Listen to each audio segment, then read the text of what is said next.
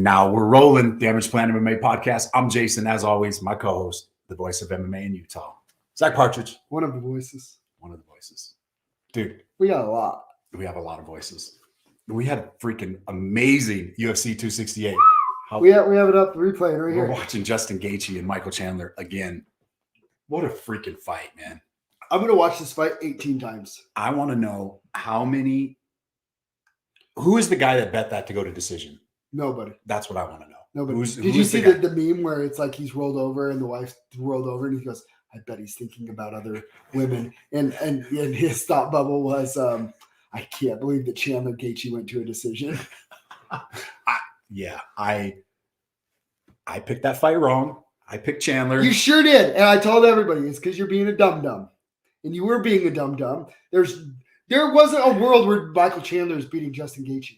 There was some moments in there. Name one. It wasn't a How about when he picked him up and tried to slam him and then he got freaking his back taken? He had him pretty rocked in that first round. Name a fight. Okay, that was old school vintage Justin Gaethje. I know. I'm not saying it wasn't. Name a fight that somebody's out rock sock and robot in a 3-round fight. The answer's never. I don't hate my pick. You thought it was going to be over within the second round. I said second or third, but yeah, second. And it should. You know what? It dang near was. I looked like Houdini when he dropped him with that uppercut. Yeah, I was. Yeah, that was such a fun fight. I love it. Dude, let's just start going, man. Let's just start talking about it. Hey, Odie Osborne, welcome to the winner's circle. Welcome to the winner. Did you see him and Chris Curtis eating? Yeah. And the whole. Well, again, we always talk about this. The higher level you are, the more important the correct weight class. Finally got a fight at 125 pounds. Yep. And got a W. Tough fight for him, too. Tough fight. Vergara was tough. He was tough. It was good. Melsik Bagdasaryan and Bruno Souza. Probably saying it wrong. Nailed it. Melsik's, dude, he's legit. Dustin Jacoby. I watched John Allen fight, and he is tough, and I don't know why I picked the under 2.5 because I thought Dustin was on a good roll, and I thought he would end it early. But dude, John Allen was in for a fight. He was there for a dogfight. Yes, he was. We're just jamming through these to get to the main card, so we're jamming through these prelim ones. Cash, my first bet of the night. Chris Barnett and Gian Vellante. Spinning wheel kick. You remember when I forbid you from betting on this, and you did, and then I followed, and we both cashed. Cash it, dude. Okay, forget the spinning wheel kick. Did you watch his walkout? Oh, yeah, great walkout. Hello, lands the wheel kick, gets the finish, and then his front flip to landing on his butt, and then Jean Vellante shaking his head, going, "I can't believe I lost this guy." Hey, Jean Vellante. That was bye-bye. Fiji, what up? My boy Marcus, what up? Appreciate you guys tuning in. Like, yeah, that was freaking. Did you see him shaking his head? He's like, I can't believe I just lost this guy. But seriously, so what do you do with Chris Barnett now? I don't know. Nothing. Just find him another fun fight like that. He's not beating anybody in the top 10. Are you sure? He ain't beating anybody. Dude, that's pretty athletic. He is pretty athletic. Well, maybe not right now, but maybe get him a couple more fights. You ready? You ready for the fight? Who? Him and Greg Hardy. I don't know. I don't think he has enough tools to beat Greg Hardy. I mean, I would want to see it, but we want to see Greg Hardy get knocked out again. So we gotta. Okay. Yeah.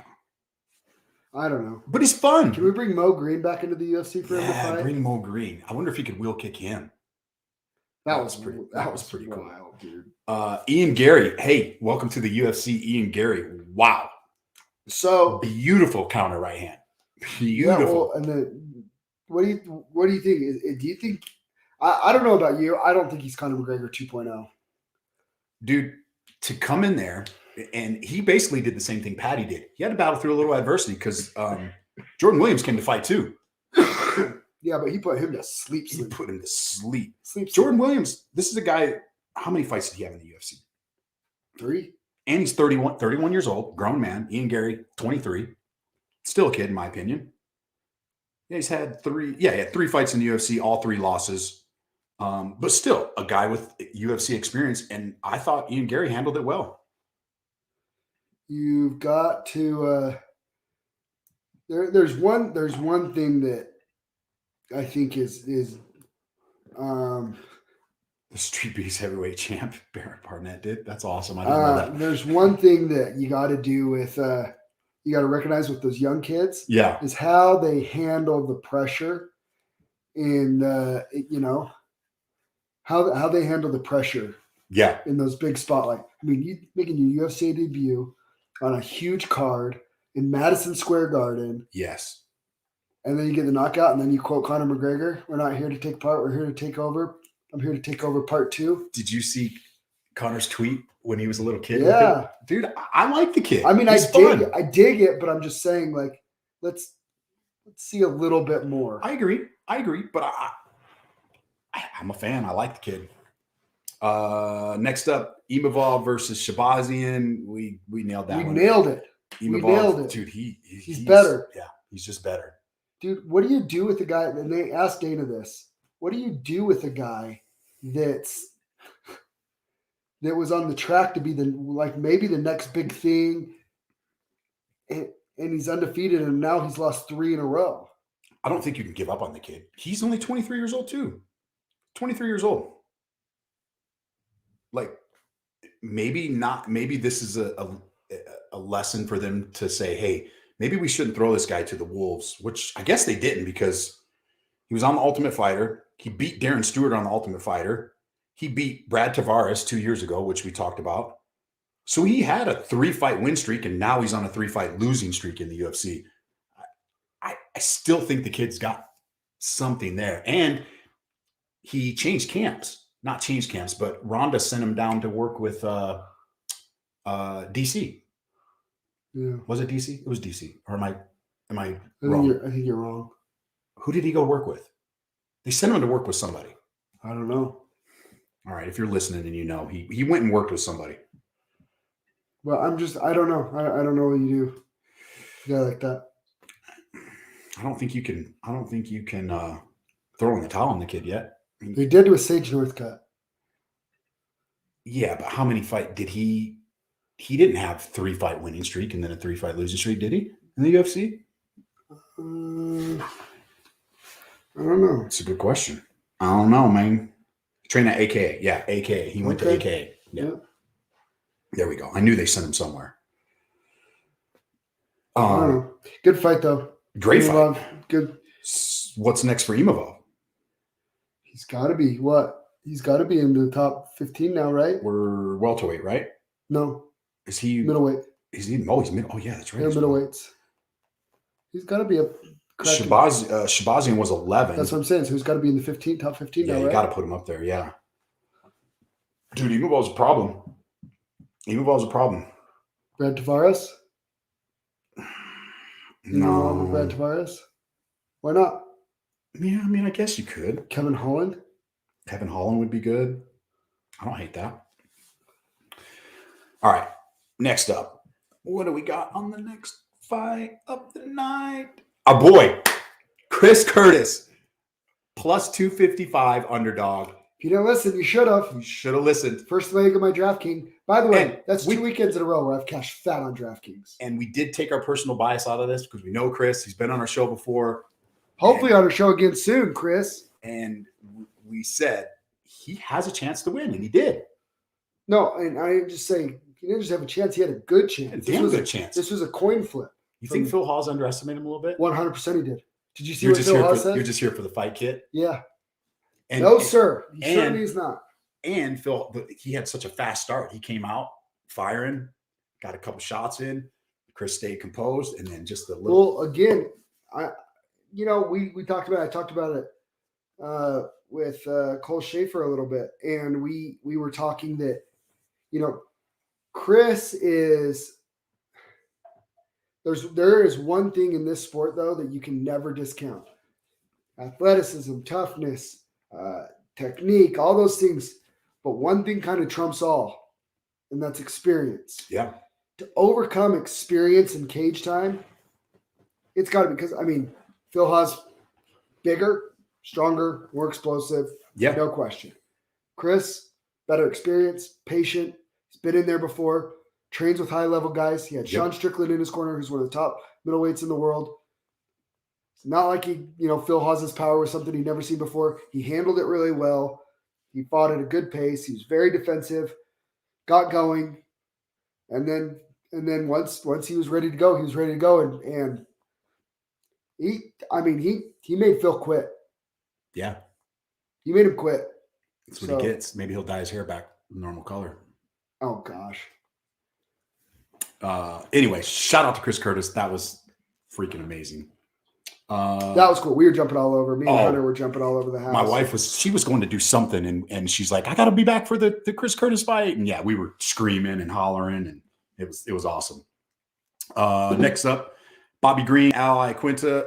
Oh man, I thought Al was going to come out and do. I was going to pick Bobby Green, and then you talked me into Al Iaquinta. Remember that? I know. I was like, oh, you talked me into. He's in New York. I was borderline. I was leaning Bobby Green. I should have gone with my gut on that one, but I really thought he'd go to New York. And Bobby Green, he punked him. Yeah, he punked him. And you ready for this? Al's done. Oh, he's done. Yeah, somebody made a comment. Let him go do realistic. How he knocked him out. He wasn't even. He was standing flat-footed, like squared up to him. He wasn't at an angle or anything. He just was throwing. Yeah, that was good. Yep. A jab cross. Hello, welcome to the UFC. Alex Pereira with a flying knee KO. Showed some good takedown defense. Yeah, so we all knew he had KO ability, right, and knockout ability. Yeah. What I wanted to see was somebody get him down, hold him down, and see how he dealt with that and how he felt after that. And then, you know what made me feel really good about it? When I saw Glover Teixeira in his corner. He's at Black House MMA. Yep. In California with Glover. Like, if Glover says, hey, you're ready. Yeah. You knew he was going to be ready for that. And you knew he was going to be. And he handled it like a champ, did all the right things, got in a bad position, stayed calm, composed, worked his way back to the feet. And, he closed that show with that flying switch knee real quick. Wow. So if you are sitting in that middleweight division, do you want to fight? Do you want to fight Alex Pereira right now? No, I'll tell you this. You'd rather fight him now than in a year. Yeah. Because in a year, he's going to be that much better. I'm telling you, if you are a young middleweight now and you want to make your name on somebody, you sign up to fight him right now, especially if you're a good wrestler or grappler. If you're a good wrestler, they should be screaming for his name to get him now, because you might be able to get him now, because in 12 to 18 months, you're not doing it. Yeah. Props to Pereira. That was good. And then we start with the main card, Justin Gaethje, Michael Chandler. I don't think the UFC has ever started off a pay-per-view with a fight like this. And we know why, because Trevor Whitman needed a little bit more time for Rose and Usman. So they moved that so that he could have a little bit more time in between the fights. And dude, I mean, the crowd was going crazy. We were going crazy at my house. You and I were texting back and forth. Steve Sharp was messaging me. Like, it was crazy. That was just a crazy back and forth fight with two legit warriors. The fight kind of went as I planned, though. I just did not think that Michael Chandler would be able to withstand Gaethje's power through 3 rounds. And I mean, he did a good job. I think you're going to see. Remember when he points at his wrist in the 3rd round? I think he was telling his corner his hand was broke.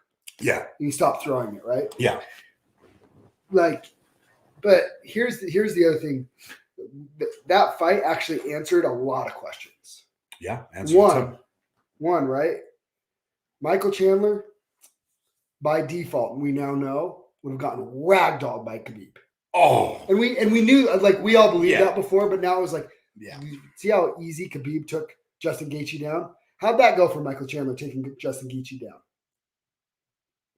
It didn't. Not very good. It didn't. Not very good. So you want to talk about like the level of wrestling and then the wrestling defense. We've never really seen anybody try and over wrestle with Justin like Chandler did. And Gaethje completely shut it down. It's the other thing is, for it to be a 3-round fight, I think gave Justin a big advantage, because he could go back to his reckless abandon. Okay, I shouldn't say reckless. He gets mad when we call it reckless. But when that was vintage Justin Gaethje. It was vintage. You know, he can't do that for 5 rounds. That's why he lost to Edgar and Dustin Poirier. Yep. He cannot sustain that. That is not sustainable for 5 rounds. Yeah. If that fight goes to the 4th and 5th round and Chandler's hand isn't broken, Chandler might be able to get him out of there. So Is Gaethje next in line for a title fight then? 100%. So then you make Islam and Benny Benny. I saw Chandler and Call out McGregor. Call out McGregor. And McGregor said this. I don't hate it. I don't hate it. I do. Let Chandler get paid. Oh yeah, I mean he'll get paid. But who else is Chandler or Dos Anjos and Chandler? That's a great fight. I look at it. I look at Conor as done. I don't believe he comes back and has like this like incredible. Oh yeah. Oh no, I agree. And so I think if you give him to Chandler, I think Chandler. I think if you give him to Chandler, you're putting the stamp on Conor's, and you're done, right? If you give Conor when he comes back somebody like Nate Diaz where he has a chance, then he might be able to get some momentum going again. Yeah. Steve says not normal Justin. He used his brain so much more in that fight. He did, but he still stood in front of Michael Chandler and was willing to brawl with him. Like, he didn't do that with Tony Ferguson. Tony Ferguson really wasn't giving him anything back. He wasn't. People keep forgetting. You forget. Tony Ferguson dropped Justin Gaethje at the end of the second round. Because he got sloppy. Yeah. But that's what I'm saying. This is true. Yeah, you're right. You're right. But, yeah. So what do you do with Chandler then? I like RDA. I like RDA. I like that fight a lot, actually. I love that fight. I like Benny and Islam, too. Dude, that's a really good fight because Benny Dariush he's big and he's strong. Big, strong grappler in himself, and it's like, okay, good luck. Yeah. Sign me up. Islam beats him, and then he gets the winner of Poirier Oliveira, who will fight Gaethje, and then the winner of Gaethje, and then the winner of Poirier Oliveira can fight Islam. And yeah, that's great. Steve used to be reminded to take 30% off his punches. Yeah, you hear Trevor Whitman remind him he doesn't have to throw everything into every single punch. Which is so hard to do for some people. Man. Let's go on to the next fight. Dude, we just started off the card. It's just kept going from this point on. Shane Burgos, Billy Q. We called this. We thought Shane Burgos was just a tad bit better than Billy Q, but that was a great scrap. We're watching that one now too. It's on right here. And the thing is with this fight, your stock can go up. The thing that I like about MMA is your stock can still go up after a loss. In Quarantillo. Oh, don't you dare, Fiji. You're going to lose your money. Fiji, that's why I can't teach you how to sports bet, because you won't gamble responsibly and you can't pick against Islam. You can't bet against the Dagestanis. No, not happening. No, but yeah. Quarantillo is just Shane just wore him down over the course of 3 rounds. Billy Q, he had his moments. Oh, he fought a great fight. Man, they're just trading. I mean, it's wow, sick fight. That was a great fight. Shane Burgos might be one of those guys though that's just an all-time gatekeeper. Where I don't think he'll ever get to the very top, but you have to be elite at something to be able to beat him. So where's he coming in at? He's ranked 14th. I could see him. Bryce Mitchell. Ooh, Bryce has got a fight. I thought. I don't think they've announced who it is yet, though. I'm just saying. I could see that. I'd love to see him and Bryce Mitchell. I could see that. Let's do it. Let's run it. Next fight was Cheeto Vera and Frankie Edgar. I went with my heart on this one, and I paid. By the way, Frankie was up 2 rounds to nothing. No, he looked phenomenal. He kept getting those takedowns. But she done. Yeah, Frankie, hang him up. Please, please, please hang him up. Dude, he's given the sport a lot over the years. He was about to win that. Next up, another good fight. Rose Namajunas and Weili Zhang. That ended up in a split decision. Did you agree with the decision? Did I agree? 1,000,000,000% I agreed. Because I thought Rose was losing some of those earlier fights. She did. I'm going to pull up. She did, and the judges. I had who 40. I had it 48-47 for Thug Rose. I don't. This Eric Cohen guy, is he the one that always messes up? He had it 4 rounds to 1. Yeah, I thought Weili won 2. Yeah. So I went into the 5th round thinking that Rose needed to win that fight. I was or more win that round. I was more in scoring it like Michael Bell had the first 3 rounds for Wei Li. That's how I had it. I didn't think Rose did enough those first. Now this is just no. I think Rose won the second round. I don't think she did, man. I think I texted you too. We'll watch it. I want to watch it again because this is just my obviously watching it after watching all the other fights. Didn't I text you that? Rose won 2, 4, and 5. Doug Crosby had Rose winning 2, 4 and 5, and then 2, 4, and 5. Yeah, that's how I saw the fight. I don't know how close. I don't know how you give Rose the third round. To be honest, nobody gave Rose the third round. Yes, or I mean, this Eric Cole. Yeah, no. Yeah, that's what I'm saying. I don't get how you gave Rose the third round. I think they got it right. I think Rose won the fight. Yeah, I don't hate it. And you know the saying, like, you got to beat the champ, and I don't totally agree with that. Yeah. But I think if it's a close fight, like, you know, like, don't rob the champ of her title. Like, I think the right person won the fight, and Rose showed something in that fight that she had to kind of learn on her feet. But at some point, she realized, oh, I have a distinct grappling advantage here. Yeah, where on the feet, you know, Wei Li might have been edging her out a little bit. Like Wei Li's power, when Rose kept her at length, used her length, she was having success. But if Wei Li got inside, like, she hit her hard with some good shots, got some good takedowns. But when it was on the ground, Rose, even off of her back, was always in control. Yeah, always. And when she was on top, Wei Li couldn't do anything. What's hard for Wei Li is now what? I mean, I think she pretty much beats everybody else in the division, don't you? I don't really think there's anything. Now do you let her run it back with Joanna? Joanna's out of the rankings. Because she's refusing to fight unless she gets a title fight. And Dana, we can't even talk about her. I mean, yeah, and Dana said, well, that's not the way it works. Rodriguez. Marina Rodriguez. That's the fight. Wei Li and Marina. Dern. No, Wei Li and Marina Rodriguez. That's the fight. I'll take it. Or do you go China on China crime and go? They won't fight. They don't. She said they won't fight. Are they teammates? No, she just said they don't want to have 2 Chinese people fighting.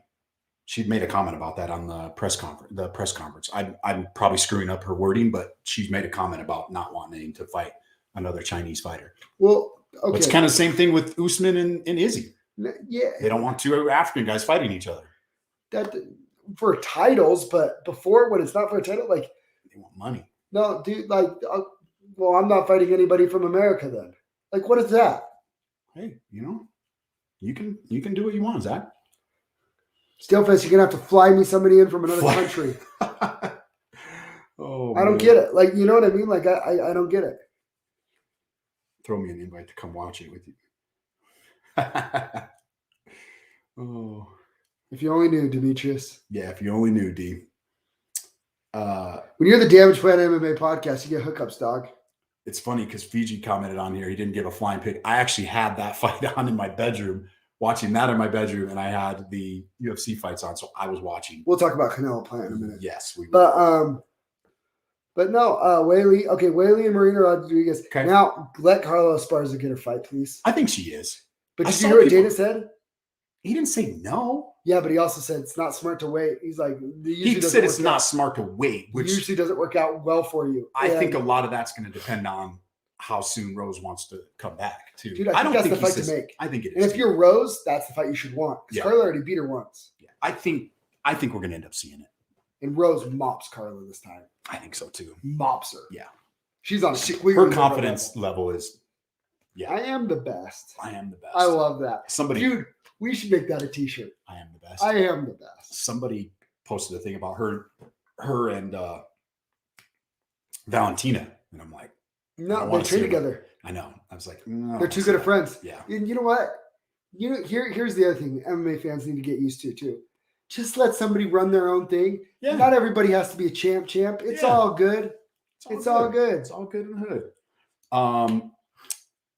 Main event, Kamaru Usman, Colby Covington. It went pretty much how I thought it was going to go. I don't know about you, but I saw Usman win a decision, and that's what he did. I thought Usman was going to get Colby out of there, and he almost did in the second round. He almost did. I thought, again, I was going to be a genius because I said Usman inside 3. Here's what I have to say about Colby Covington. He is love him or hate him, and I get that a lot of people hate him, and I get why, but I also get why he is the way that he is too. And I don't think enough people give him credit for that. Do you know what type of fighter it takes to lose round 1 and 2? He came back and he won rounds 3 and 4. And then what type of an elite fighter it takes to turn the momentum back around to win round 5 like Usman did. Because at the beginning of round 5, I texted you and I said, Colby might get his hand raised at the end of this. But then Usman did enough in the 5th round to win that round. It's like, oh my gosh, dude. Kamaru Usman. So only the elite do that. Like, look at what, like, remember, like, Volk and Max. Yeah. Volk won round 1 and 2. And this is in the first fight. Volk won 1-2, then Max won like 3-4. And then Volk turned the momentum, made sure he won round 5 to secure the win. It's a little different when like Max won round 1 and 2 the second time. Yeah. And then Volk turned the tide and won 3, 4, and 5, which I still don't think he did. But that's the way it was scored. Like that takes an impressive fighter. But to turn the momentum and lose rounds 3 and 4 and then win 5. It's impressive. That takes the elite of the elite. And that's not what Kamaru Usman is. He is the pound for pound best fighter in the world.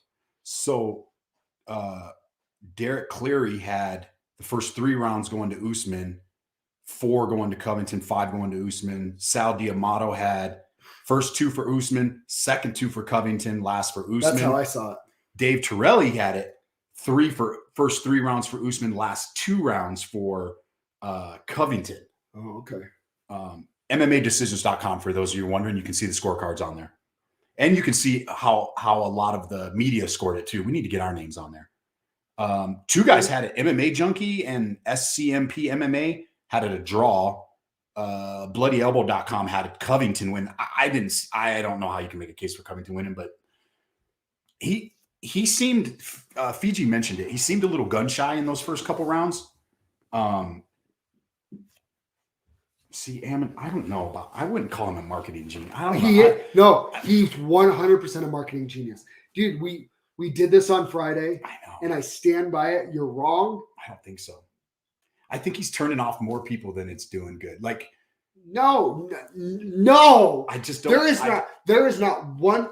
So you know what you're saying is there one person that didn't watch because there's people, they didn't like people watching. I'm just saying. If for him to have that type of attitude, you have to win. He's not winning. He's not winning fights. He just lost 2 in a row. He's not doing anything. How are you going to sit here and come up here and say you're the best and you're this and you're that and he gave Usman props at the end of the fight, which I thought was great. But at the press conference, he just went right back to ground zero. It's like, dude, you're missing it. I don't like it. Here we go again. You're missing it. You're missing it. Please, just what is he doing? What is he doing to draw fans? What is he doing? What is he doing to market? Dude, this is the oldest time. This is the Yankees. This is Floyd Mayweather. This is Vince McMahon promoting. Love me or hate me, you're still gonna watch me. He's gonna end up in the WWE. He'd be great, but guess what? I mean, he even walked out to the Kurt Angle. Oh, Kurt Angle, he did. Yeah, he got Kurt Angle. That was awesome. Yeah, that was good. That was good. No, but here, just listen. Just listen. Okay? Answer yes or no. What? Did anybody not buy the pay-per-view because they don't like Colby Covington? I'm thinking yes or no? No, but exactly. The paper. There's how many other fighters on that card? He's not headlining a pay-per-view. He just did. He's not headlining. He's not the A side. He's not headlining a pay-per-view. He's not headlining a big pay-per-view. See, I got you thinking now. I know. This is legitimate. I actually think.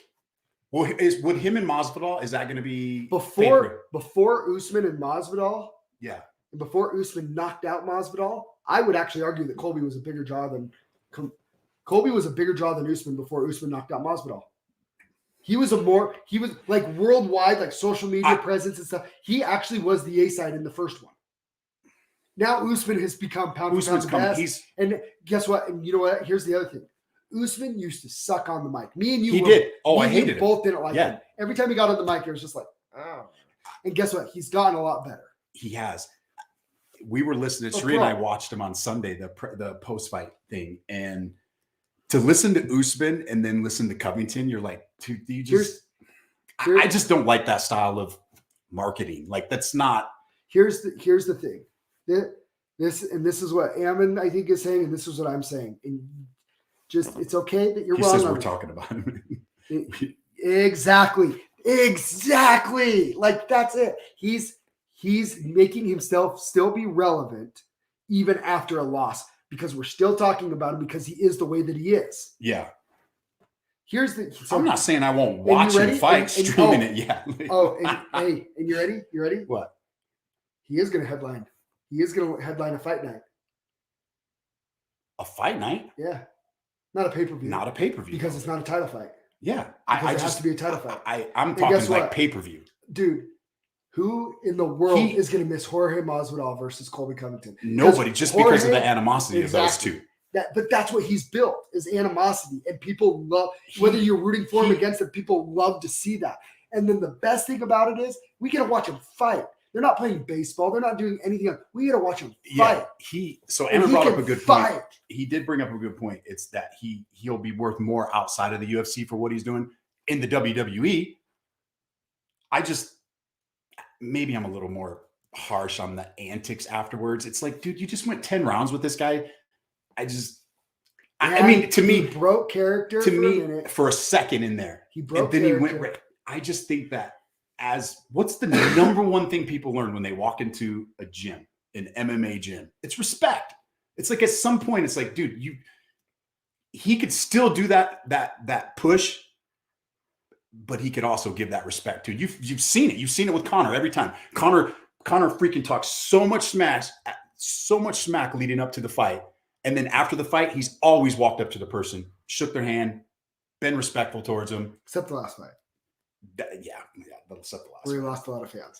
Yeah, no, so what I'm saying is so if you're Colby though, right? Or if you're Colby and you're going, so true or false? Did Colby improve from the first fight to the second? He improved. Yeah. He showed improvements in there. So true or false? He's the second best welterweight in the world. I don't think so. Okay. Not anymore after watching that. I don't think so. Who gives Kamara a tougher fight? I actually think if you say Leon Edwards, I'm going to freak out. I wasn't saying Edwards. Okay. I actually think Jorge's going to give him a fight after watching the way, because of his striking. Colby's striking is not. There's a lot of holes in his striking, and I think Jorge, that's his thing. And you've seen with Jorge with Usman, he did a pretty good job stuffing that takedown. So it's like, I'm not saying Jorge wins. This is just my first initial thought that after watching those two fights with Usman and the way he outstruck him, Vicente Luque maybe, Chimaev. Like I don't think you can actually say he's the second best welterweight anymore, because I think there's some tough competition there. But time out. What? He just went 5 rounds with the pound for pound best fighter in the world. I'll give you that. Like, it's one of those things where his stock can still rise because he performed so admirably. No, I'll give you that. Pound for pound best fighter in the world. That's why by default right now, I still believe he's the second best welterweight in the world. But if you don't hate it. Hey, if somebody else beats him in his next fight, okay, now we're having a different conversation. I don't hate it. But that's his title right now. Yeah. I don't hate it. And he's earned that. He earned it. I'll give you that. Yeah, he's given Usman by far his 2 toughest fights. Because he went the fight. Yeah, he has. Because he's lasted. Dude, he had Usman hurt. You can't deny his mindset going into the fight too. Like that guy's like, he trains with freaking Cam Hayes. He's running freaking 50-mile trail runs. Like that guy's not breaking. He doesn't break. There's something lacking that I can't put my finger on it with him when he fights. It's like, I just like the way Usman's in there. He's focused. When that cage door closes, we talked about it on Friday. There's nobody better than him in that thing. Colby, you can see him in there smiling. He'll get a few shots and he's smiling. It's like, dude, you're fighting the freaking welterweight champ too. Yeah, towards the end. No, they were talking.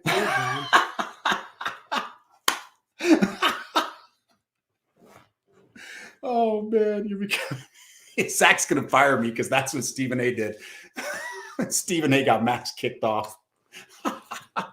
I just got referred to as Stephen A. Smith. That hurts, Hammond. That hurts, dog. Oh man, that hurt. That cuts Colby deep. versus Chimaev. I don't think you're going to see Colby versus Chimaev yet. But well, I don't think you're going to see Colby versus Masvidal anytime soon because that's the next fight. Yeah, but win or lose, that's Masvidal's already lined up to fight Leon. I know. Colby's going to need 6 months off, right? That's true. His face looks like hell. Yeah, he's going to need 6 months off. Does Jorge have to win that fight? No. Because there's so much buildup between this. I mean, I'm all in on pay. Dude, ESPN Plus Fight Night main event. Oh, I'm all in on or co-main event for a pay-per-view card. Jorge versus Colby. I mean, that's as good as a title fight. Do you think? I mean, come on, dude. So part of me was thinking that the Usman and Colby thing, I kept trying to think about it. It's like, are they in this in cahoots? Are they really selling this? Because cahoots, no, they hate each other. You think they hate each other? I think Colby hates Usman. I think so. This is what I actually think is so cool about Usman and his mindset. I've sat there and just gave you every reason in the world why Colby's great and he's number 2 and he's a genius. And that. By the way, Usman's the man. And here's why. One, he's the man because mentally he's unbreakable. Yeah. Pound for pound, mentality, he's number 1 right now. 2, he understands the game enough to let Colby say everything that he said. Yeah. And still accept that moment with Colby. Because, by the way, if Colby says all that stuff about me and then you try and shake my hand after a fight, I'm probably shoving you and telling you to get out of my face. Colby took that moment, accepted it. Yeah, gave him his props, whatever. And then in the pre-fight press conference, he says, no, I appreciate him. Because Colby weren't right about one thing. Remember what Colby said? He's like, I built this fight. I did everything for this fight. Colby's the one out marketing it and running his mouth and building the fight for him. So Usman, as the champ, gets to sit back, focus on his training, do his thing. Because guess what? Colby's out there building the fight for him. A la Floyd Mayweather and Conor McGregor. Conor didn't do nothing. Nothing. That's right. So that's the thing. Usman said he appreciates Colby and stuff like that. Because here's the other thing for Usman, he is the pound for pound great. But for him to get to GOAT status and to become the all-time welterweight, I don't think he's past GSP yet, but it's getting close. And they're starting to talk about it, and that's fine. We're splitting hairs between 2 all-time greats, and they are. Usman's already an all-time great. We're splitting hairs. But to talk about Usman as an all-time great, he needs those rivalries. And he said it too. Yeah. He needs that. He needs those guys that can push him. Let's be honest. Could Jorge Masvidal really push Usman? No. He cannot. Right? I don't think there's not very many guys who can. I don't think there's anybody right now. Colby is the man that can push him. So he needs him, and that's what makes Usman so great. Is he goes, I need this guy. I need him to be the bad guy. Yeah. Essentially, guess what? Why does Usman have so many fans now? Because so many people hate Colby and they wanted Usman to shut Colby up, and he did it twice. And now people love Usman because of it. I'll give you this. Colby did get a pretty good pop in there. There was a lot of people cheering his name, even when that's because all the Trump supporters by default like Colby, which is hilarious because guess what? Usman voted for Trump too. Oh yeah, That's the best part. It's so funny, man. So if you're Usman, if he moves up, I want to see Usman and Whitaker. Now that would I was just getting ready to say who gets Usman out of bed in the morning to fight next? Because looking at the top 10, dude, like Dana said, he don't want to fight. Come on, he don't want to fight Canelo. Dude, Canelo broke his face with that freaking left hook. That was. I will say this: Plant gave him an okay fight. He had some moments. He was winning on the scorecard. I heard. I didn't see that. Oh. I don't know. I didn't watch it, but I saw the knockout. Who in the top 10 right now gives? I mean, Chimaev's in the top 10 now, but we agree. Usman and Whitaker would be dope. I like the Usman and Whitaker a lot. If Izzy decided, but there's who else at welterweight is even in the conversation right now, in even the top 5. You got to see. If Leon, assuming that Leon wins that fight, which he should, you gotta give Leon that chance. Okay. Usman smashes Leon Edwards, though, I think. We're good. This is such a weird sport where sometimes being on top is hard because you get these generational guys that are so head and shoulders above everybody else. Yeah. Like the thing that's so interesting to me about Chimaev is if he can do this for two more, if he can beat a top 10 guy and top 5 guy in impressive fashion, then you might go, maybe he beats him, right? Like that's what everybody's so excited about Chimaev about. We've never seen anything like it. What's he going to need? 2 more. So by 2023, that's what Dana said. No, 2022. That's next. So you think by the end of next year you could see Chimaev and Usman? Yes, absolutely. This time next year, Chimaev and Usman. Because I think Usman's listening to his press conference. He's like, he's got to have something to wake him up out of bed. He's missing time with his daughter. He wants to make it worth his time.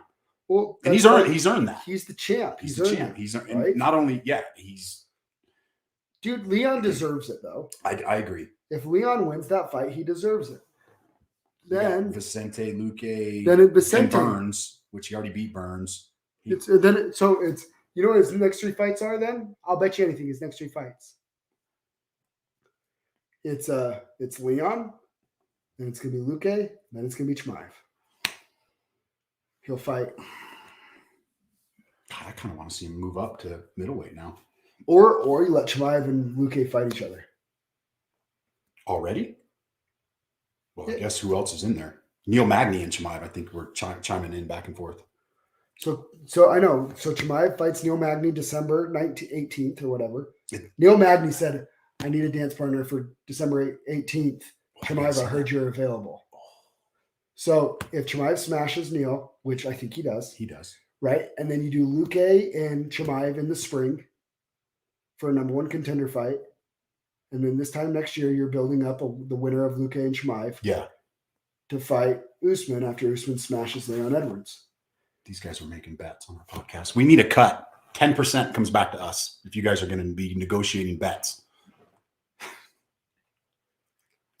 Chimaev, I don't think Ray yet. You got to don't throw him up in the top 5 yet. Who? He said Chimaev and Mason says Chimaev and Luque. I like it, but I let him fight Neil Magny. Let him fight Neil Magny, then get that fight. By the way, Marlon Vera versus Frankie Edgar is about to come on. I've never been so neutral on a fighter going into a fight and disliked them so much after. Dude, Cheeto Vera flipping off Frankie Edgar, I think pissed off everybody in the MMA community. Like, you can't flip off Frankie Edgar, dude. And then tries to give him dap and love. You know what? It's easy to be nice and cool after you win like that, huh? Yeah. Sorry, you suck. Hey, Chico, you suck. And now I'm on Team O'Malley. So, there. What a freaking fun card, man. I don't like Chico Vera. I'm not a fan. I don't like him. I think, and let's see, he's a 135er, right? Yeah. Feed him to Merab. Ooh. Feed him to Merab and let Merab smash him. Ooh. He's big. He is a big 135er, though. Oh, he's a big boy. He's huge. Is he? 135 is. Feed him to Merab. Where's he at on here? Oh, there he is. He's 13. Yeah, he's going to take Frank Edgar's spot at 8. And then 8 and 6 is Merab. There you go. Boom. Merab, smash him. Ooh. And then flip him off. I don't hate it. Anyways. That rubbed me so wrong in so many ways. I was like, come on, dude. We got what do we got coming up? Well, we had Canelo and Plant. Oh, Canelo and Plant. I only caught bits and pieces. I saw the knockout. I was like, ooh. He's just got different. Did you see the best was Data after? He's like, you don't want to fight Canelo, man. Somebody tried dogging it. He's like, oh, something about Dana watching it because Dana was watching it while he was watching the Rose fight. And Dana even said in the press conference, he's like, yeah, I got it. I watched it. Bet $100,000 on him to win by knockout. Looked like it was like what, minus 145? It looked like minus 140. No, it's minus 210. 100, 141K. Okay, yeah, you're right. Okay. Oh yeah. Mason, just remind us, Holloway Rodriguez this weekend. Does Jair have a chance? Nope. You don't think he has a chance? Nope. Dude, I'm kind of best boxer in the UFC, baby. He's not, but I love that. That's like my favorite. Oh, that's like right up there, top 3 favorite all-time UFC moments. Kyle Dawkins is back on this card against Roman Dolidze, Song Yadong, Julio Arce. You know, Cynthia Calvillo and Andrea Lee. Miguel Baez. Miguel Baez and Chaos Williams is going to be a fight. I like Miguel. Sean Woodson, Colin Anglin. Courtney Casey's back. Courtney Casey. Georgia. I like her. All right. This is a fight night, right? Yeah. Yeah. I will be in Michigan. Well, I mean, I liked what Dana said. Yeah, Canelo wants to come over here and fight Usman, let him. But no. You're here. That was but Dana did it to himself when he let Conor go fight Floyd. Yeah, he did. He did it to himself. I don't feel bad. But if Usman goes over there to fight him like that, it's going to be the same thing that the McGregor and Floyd was. It's a show. Hey, you've seen it all start coming out. Do you think Logan Paul or Jake Paul really's had no knockout clauses in his contracts? Have you seen that? Multiple people have accused it. Do you believe that? I do. In some of the like bigger fights that he's done, yeah, for sure, 100%. Well, who did he fight in his last fight? Was it Woodley? Who fought Woodley? I bet you there was something in there. Those fights, to me, those crossover fights are it's WWE. It's gimmick. I don't think there's nothing authentic about those fights. Do you think Ben Askren took a fall in that fight then now? I don't know if he freaking took a fall. I do. I think he took an easy way out. Okay, so he took a fall. He took a fall. Yeah. Yeah. I think, hey, if it gets those, if enough people are watching like they do, because everybody likes to watch the Paul brothers, they have such a huge following from their YouTube stuff. Capitalize on it. Why wouldn't you? So then did you see the Diaz brothers were both going to try and like Nate Diaz and Chimaev, right? They said that Nate Diaz and Chimaev is going to be a thing. I don't want to see that. That's what Dana said. Yeah, we'll 100% talk to Nate about fighting Chimaev. You feed him Chimaev, you let him go, right? And then Nate Diaz and Nick Diaz said that they want to do a boxing night on the same night and fight Logan and Jake Paul. Nick and Nate versus Logan and Jake. And there's a 0%. Not a good idea. There's a 0% chance the Diaz brothers sign a thing that says that we won't knock him out. Or even if they sign it, they won't adhere to it. I don't think they can knock him out. Dude, those are some big boys. They're big dudes and athletic. They're on the gas. Does Jake have a real chance against Tommy Fury? I think he has a chance, but I think Tommy Fury's boxing is way. I watched his last fight on that last card. He's got some talent. He's good. No, he's a boxer. Real boxer. Yeah. Like real. Unless there's some kind of clause in there that's like, hey, yeah. Yeah. Jason out there. Max via 1,000 punch. I think this fight's gonna be closer than people think. Yair Rodriguez. I really do. Nope. You don't think so?